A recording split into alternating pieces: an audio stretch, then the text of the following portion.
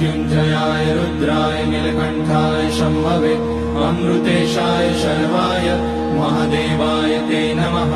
नमस्तेऽस्तु भगवन् विश्वेश्वराय महादेवाय त्र्यम्बकाय त्रिपुरान्तकाय त्रिकाग्निकालाय कालाग्निरुद्राय नीलकण्ठाय मृत्युञ्जयाय सर्वेश्वराय सदाशिवाय श्रीमान् महादेवाय नमः।